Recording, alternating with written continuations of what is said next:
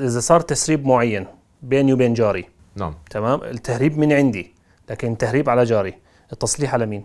صاحب التهريب، وبتكفل لتصليح لجاره اللي صار عنده الخراب أو صار عنده التهريب، لأنه بيعمل كوارث. طيب إذا كان مستأجر الشقة لازم المستأجر يصلحها ولا صاحب الشقة يجي يصلحها؟ هلأ حسب مدة الاستئجار. طب تكون فاضية مثلا صار لها فترة، استأجرها أول شهر تصير مشاكل، هون بصير حل ودي بينه وبين صاحب الملك. يعني مثلا أنا ساكن في هاي الشقة صار لي 5 سنين وصارت المشكلة عليك، على علي. المستأجر. نعم، على المستأجر.